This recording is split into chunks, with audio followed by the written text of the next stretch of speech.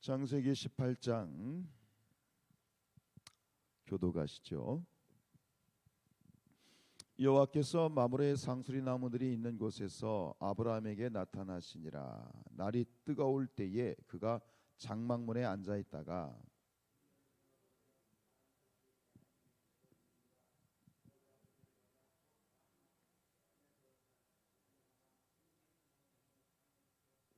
이르되 내 주여 내가 주께 은혜를 입었사오면 원하건대 종을 떠나 지나가지 마시옵고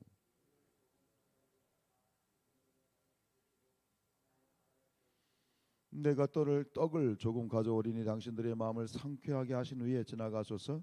당신들이 종에게 오셨으면이다. 그들이 이르되 내 말대로 그리하라.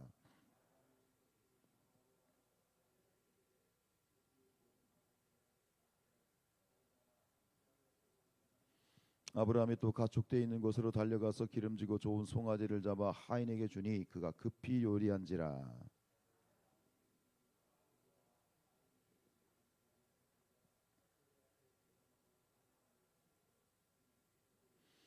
그들이 아브라함에게 이르되 내 아내 사라가 어디 있느냐 대답하되 장막에 있나이다.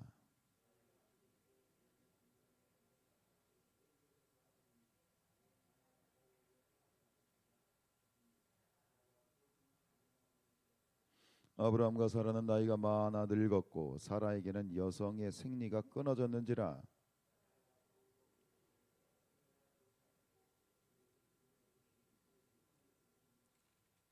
여호와께서 아브라함에게 이르시되 사라가 왜 웃으며 이르기를 내가 늙었거늘 어떻게 아들을 낳으리요 하느냐.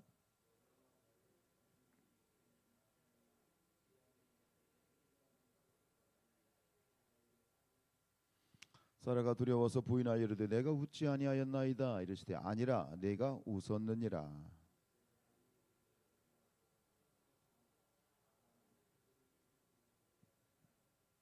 여호와께서 이르시되 내가 하려는 것을 아브라함에게 숨기겠느냐.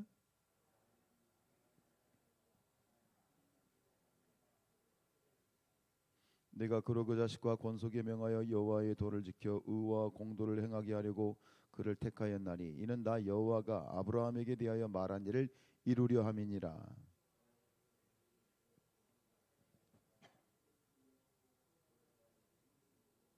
내가 이제 내려가서 그 모든 행한 것이 과연 내게 들린 부르짖음과 같은지 그렇지 않은지 내가 보고 알려 하노라.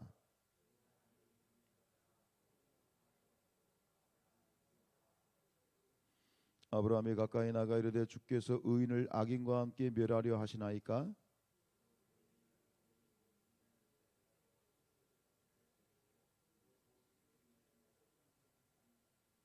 주께서 이같이 하사 의인을 악인과 함께 죽이심은 부당하오며 의인과 악인을 같이 하심도 부당하니이다.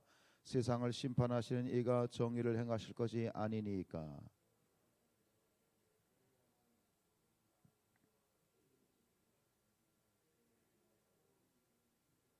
아브라함이 대답하여 이르되 나는 티끌이나 재와가 싸우나 감히 죽게 하려나이다.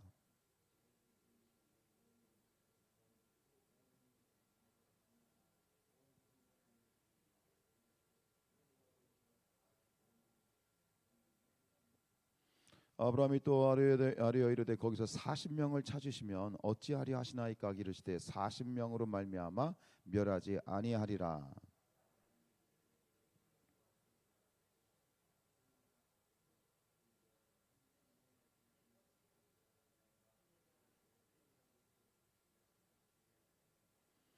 아브라함이 또 이르되 내가 감히 내주게 하리나이다. 거기서 20명을 찾으시면 어찌하리 하시나이까. 이르시되 내가 20명으로 말미암아 그리하지 아니하리라.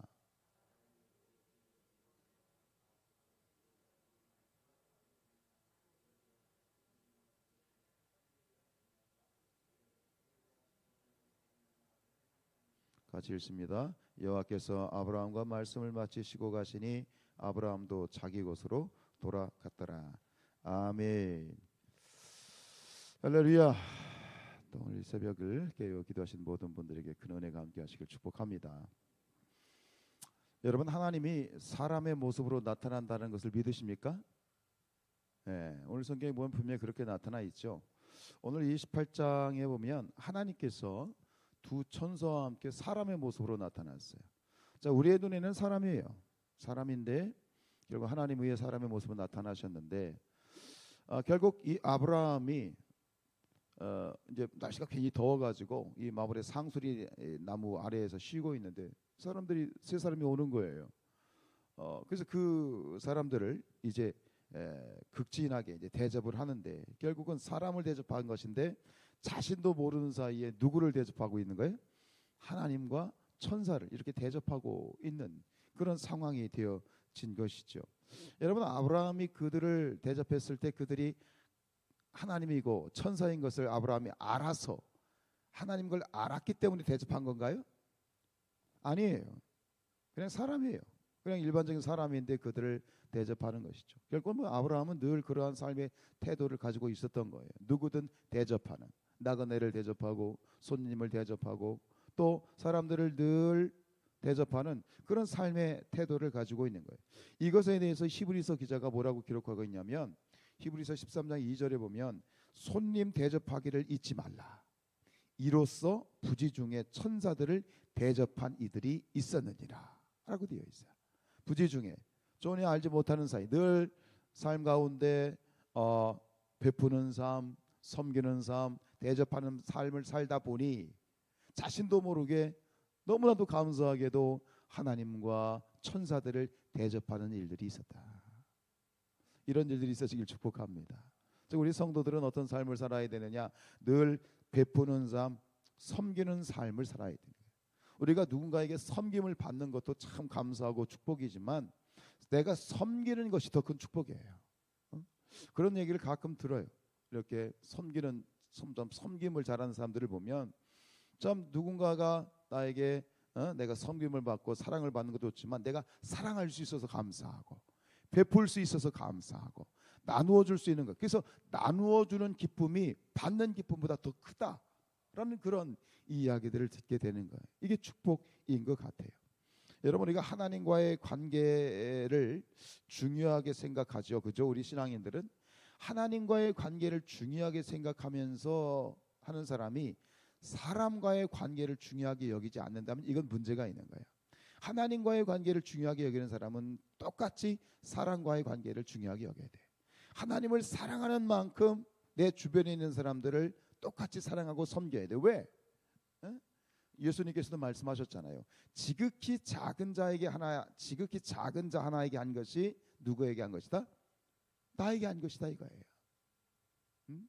즉 사람을 대할 때마다 우리 함께 있는 모든 일을 대할 때마다 그들을 주님을 대하고 주님을 섬기는 마음으로 섬기고 베푸는 것이 이것이 하나님의 뜻이다라고 하는 것이죠.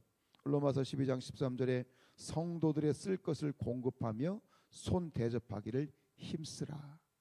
무엇보다도 뭐 일반적인 우리 삶에서도 마찬가지겠지만 특별히 이 교회 공동체가 정말 교회가 교회다워지고 이 교회가 하나님이 원하시는 그런 아름다운 천국 공동체가 되기 위해서는 뭐 오늘 저녁에도 그런 내용을 가지고 또 설교하겠습니다만 결국은 뭐냐면 서로가 서로를 섬기는, 사랑해주고 돌봐주고 관심을 가져주고 기도해주고 하는 이런 일들이 있어져야 돼. 그냥 나 혼자 예수 잘 믿고 뭐 나 하나의 신앙을 지킬 것 같으면 굳이 교회로 모일 필요가 없어요. 교회라고 하는 거는 기본적으로 공동체예요. 공동체를 함께 하는 거죠. 같이 하는 거죠. 돌아보는 거죠. 근데 이 시대가 오늘날 참 개인주의화 되어 있잖아요. 세상이 다 그냥 뭐죠? 그냥 자기 좀 개인적이고 사생활을 침해를 받는다. 우리가 이제 목장 모임을 어쨌든 코로나 시국이 되면서 어째 목장 모임을 좀 재개를 해야 되겠는데 사실 이 목장 모임, 이 소그룹 공동체는 가정에서 모이는 게 원칙이에요. 근데 요즘 뭐 다 그래요. 거의 다 그런 것 같아. 가정에서 모이는 걸 굉장히 힘들어요. 왜? 나의 사생활, 내 집안 구석을 보여주는 것을 싫어하고 좀 꺼려하는 모습들이 이해를 해요. 그런데 그만큼 시대가 그만큼 개인주의화 됐다는 증거이겠지요. 여러분 사도행전에 보면 이 초대교회의 모습 참 이게 천국의 모습이죠. 뭐죠? 믿는 사람이 다 함께 있어 모든 물건을 서로 통용하고 또 재산과 소유를 팔아 각 사람의 필요를 따라 나눠줬다. 각 사람의 필요를 따라 나눠줬다는 얘기 뭐냐면 서로에게 지극히 관심을 가졌다는 얘기야. 그 사람의 상황이 어떤지 살폈다는 얘기야. 우리 성산교회가 그런 공동체가 되었으면 좋겠습니다. 회복해야 되죠. 시대를 우리가 따라가면 안 되죠. 시대를 극복하고 정말 이런 어떤 이 땅에 세워진 이것이 하나님의 나라고 이것이 천국이고 이것이 교회다운 그런 교회이겠지요. 그런 모습을 우리가 성취해 나갈 수 있는 그런 우리의 모습이 그런 아름다운 이 성산교회가 되었으면 좋겠습니다. 자, 오늘 이제 이 극진이 대접을 받은 이후에 뭐 그래서 그런 건 아니지만 이제 하나님께서는 이제 그 사라가 임신할 것이다라는 그런 이야기를 다시 전해주고 후사에 대한 약속을 주십니다. 근데 그 얘기를 듣고 이때 지금 나이가 아브라함이 99세거든요, 그죠? 사라는 89세고 그 얘기를 듣고 사라가 웃습니다. 너 왜 웃어? 그러니까 사라가 오리발렘이잖아요. 저 안 웃었는데요, 그러잖아요.